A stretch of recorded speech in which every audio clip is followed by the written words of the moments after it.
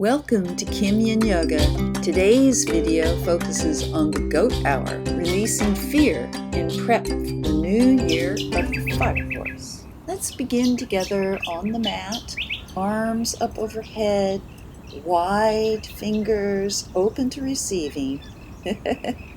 In traditional Chinese medicine, the small intestine meridian starts at the little finger, goes up the back of the arm to the shoulders, circles the shoulder blades, up the cheek to the corner of the eye, and ends in the ears. Activating this meridian helps with assimilation and emotional balance. So arms up over the head again, basket the fingers, deep breath in, stretch the arms, long exhale out.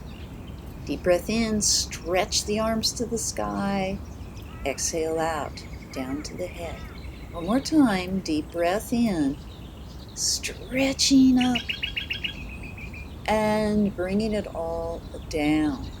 This time we're going to tuck the basketed fingers behind the head, deep breath in, and exhale, drop the chin to chest. Deep breath in, exhale, drop the chin to chest. Feel that upper body opening. As you exhale out, the shoulder blades spread across the back. Let's give the small intestines a warm welcome, rubbing the abdomen back and forth with appreciation and love. And we're going to do some circle rounds. This is going to isolate the intestinal area. Forward, side, back, side. Forward, side, back, side. Speed it up. Round and round you go. Reverse the circle. Let's really get some energy into the intestinal region. Okay. Now more traditional seated cat-cows, hands anchored on the knees, pushing forward and stretching back, opening the scapula, opening up both front and back body. As we reverse the circle, Vyagrhasana, Vitalasana, we get those cat-cows in every chance we can to increase mobility in the spine, aid posture, and strengthen the core. Now we're ready to take a deep breath in, and we're going to do side body sweeps. Left hand down to the mat. Keep the fingers tented to create space to sweep through. Reaching back behind you and bringing it down. The fingertips are like the tips of a brush. And follow the hand back with your eyes. One more. Sweep it through. Gracefully reaching the stretch in each direction. Left hand anchors on the right knee, and we sweep in front, stretching far behind, opening the front body, and then letting the shoulder blades stretch across the back body. Open again, and stretch it out. Turn up to the sky, and we'll sweep from the mat all the way up overhead, increasing mobility, feeling the spine extending from the side. And we're going to roll the hands over to twisted snake. Keep the fingertips tented if you need to, or plant them on the ground and pull your hands back towards the body with a kind of isometric stretch. Try to keep both sit bones even on the mat. As we look down, stretch the back of the neck, through the forehead, relaxing the spine, looking up. And come on round, we'll swap sides. Change your Sukasana to the other side. And deep breath in, we're going to tent the right fingers and sweep underneath them with the left hand. Reaching behind with the eyes, sweeping forward, stretching behind, sweeping forward. And then we'll plant the right hand on the left knee and sweep across the front. Really open the front body and then stretch those scapulas. Open the front body as you look behind, stretching forward and lean back as we paint the sky, fingertips stretching high overhead, then pushing the mat to reach high overhead again.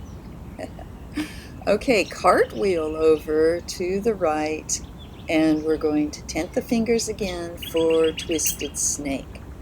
We're going to try to plant the palms and pull the energy back towards your body. It's an isometric move that is going to activate the spine, the shoulder blades, and the meridian right down from the back of the head, down the arms to the tips of the little fingers. Go ahead and press your finger pads into the mat. Try to keep those sit bones even on the mat as well. And focus on the length between your ear to the corner of your eye, shooting down the outside of your arm to that pinky finger. All right, deep breath in here. Celebratory jai. And we're going to take it right on over to tabletop. Knees are going to be planted right under the hips. Shoulders strong all the way down to your wrists. Tense your fingers a bit if the wrists are sore. And we're going to do a series of traditional cat-cows. Focus on the exhale and the stretch of the scapula as it lays over the back of the rib cage. Deep breath in, arch the back, exhale out. Focus on the energy rising up from that pinky finger pressed deep into the mat, going up the backs of the arms, around the scapulas, up the back of the neck, into the face, and into the ear. Now let's flip the hands going the other way, which is going to intensify this stretch. So be mindful, don't overstretch. As we activate the small intestine meridian, which governs assimilation of nutrients, digestion, and our sense of optimism and joy. It's linked to the hour of the goat between 1 p.m. and 3 p.m. But you don't have to just practice then to get this meridian flowing. Okay, let's turn the hands back around, and we're going to come on down onto a kind of toe squat pranam where we have an extended child's pose. Go ahead and roll your wrists so your hands are pointed upwards, fingers relaxed, arms relaxed. Let's give the whole upper body a rest. The back is soft, the buttocks are relaxed. And if the toe squat becomes too intense, you can go ahead and flatten the tops of your feet into the mat. But this is a wonderful stretch to activate the feet while the upper body just remains melting into the mat. And on your next exhale out, come on up as we get ready for some crocodile prep. Chaturanga prep. Arms out in front of you, rock back, and on a deep breath in, come up to all fours, and exhale out, press it down. Elbows stay tight into the body. Deep breath in, and exhale out, down we come. Deep breath in, on the way up. Rock it back. This time we're going to take a deep breath in, and exhale it out all the way down to the mat. It's fine if we just kind of plunk down at the end. And we'll come straight into Sphinx pose, toes stretched out long, fingers wide apart, digits pressed into the mat, and drawing the mat in half from left to right as you stretch the neck, turning each way. I want you to relax the spine, relax the buttocks, relax the legs, and draw the hands back right under the shoulders for some press-ups into a modified back bend. Looking up to the sky, stretching the front body, drawing the shoulder blades together, shoulders back. Energy and attention into that pinky finger and all 10 digits. But while we're pressed up, I want you to relax the lower back, relax the buttocks, relax the thighs, the calves, the feet. Relax the skin of the face as you exhale down, elbows close together, and then slowly press back up to the backbend variation. Down we come, and exhale back up. Inhale down, forehead to the mat, elbows tight, and exhale back up. All right, let's rock it on back to a beautiful extended child's pose, knees wide, toes together, palms facing up to the sky, in a posture of rest and receiving. Forehead is resting into the mat, and we're allowing any anxiety or tension or fear to just spill out of the forehead down into the earth as we breathe in fresh vitality, feeling the energy of our hands, arms, back, up into the back of the neck and the face, the small intestine meridian as it fully activates. Now, pressing your hands down, we're going to come back up, get your legs parallel, and we're going into a traditional Balasana, child's pose, with butt down onto the feet, and let your arms drape down at your sides. This is going to open up the back body, unblock the small intestine meridian, and allow chi to flow freely. On your next exhale out, come on up, back to all fours, and we're going to find our tiger. You can tuck the toes under or keep them flat, that's up to you. Find a stable tabletop, and then you're going to extend the left leg back, toe down, and the right leg forward, thumb up. And deep breaths here as we find balance and strength, focusing on that little finger all the way up to the back and the shoulder blades. Reach back if you can and grab that left leg, extending in an isometric move where the foot is pulling away but the arm won't let it, the hand keeps it stable. Tiger pose. Let it down, and we'll find tiger on the other side. Right leg back, toe down, left arm extended, thumb pointing up, and deep breaths here. Balancing, strengthening the core as we reach back for that right foot. And again, isometric. The right leg is trying to escape. Left hand won't let it, stretching out those shoulder blades down the arm, right down to the fingertips, gripping the foot. Exhale it out.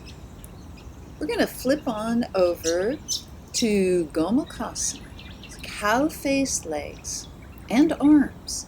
Now, you can keep the legs in cow face or go to Sukasana. That's going to be up to you. But you may need a prop in the form of a sarong or belt to help with the upper body. So we're going to take the right arm and drop it down the back, flat against the back. Left hand's coming around to clasp on the other side. I'll show you from the back. So right arm down, fingers flat, and then come around, touch fingertips, and then if you can, flip the hand over and clasp. Now, if this isn't accessible, then comes the prop, where you take your sarong and grip the top and allow yourself to lengthen that stretch in the upper arms and opening up the upper front body. What you might find after using the strap or sarong, that going back to the fingertips, they're easier to clasp because the stretch has deepened. Lean back into that arm and really give it a good stretch out. Again, right arm down, left comes around to clasp it. And as you take your deep breaths in, straighten the spine, lean back into the stretch to increase your range of motion here. We'll take one more deep breath in. Slow, long exhale out. Release the fingers, and we'll go ahead and do the other side, beginning with using the sarong if necessary. Left hand comes up, elbow pointed to the sky, and we're giving some gentle traction as we increase our mobility, increase flexibility, and breathe. I like to lean back into the left forearm and deepen the stretch. After a while with the sarong, you can try it with fingertips and see if you've enhanced that reach. Fingertips touching, finding a way to clasp with the cow-faced arms. Activating the small intestine meridian, increasing chi flow. Come around to the front. And again, Sukasana or in your Gomokasana. Left arm up. You can push down on the elbow gently, really getting that stretch as you lean forward to clasp, and then head up, spine straight, tall seated position as we lean back into the stretch. Take deep breaths here. Expand the rib cage as you exhale out. And we're coming on back to flat back. Spine is flush against the mat. We're going to grab the knees and pull them into the chest. I'm pulling down, but the knees are trying to escape. It's another isometric move where the knees are pushing up, but my hands are clasped around them, keeping them down. Now we're going to reverse the isometric. Now I'm pulling the legs towards the chest, but they're pushing away as if the feet are going to slam down on the mat. And I have a full isometric stretch of the arms, the shoulders, even involving the back of the head and the neck. So knees down, pulling down, all while they're trying to escape. Energy is going down into the mat as I push against my hands, pushing against my hands hard. Breathing through this, there's no holding the breath. Now, same thing with the knees up. Feet are trying to touch down to the mat. Arms won't let them. So energy is coming down towards my shoulders and pulling away at the same time. This is a wonderful stretch for small intestine meridian. Okay, some circles to loosen up the lumbar region, give it a little rest, and let's roll on over. Up we come into favorite Sukasana, where I can thank you for practicing with me today. Hands up in celebration. I hope to see you in the next video. Namaste.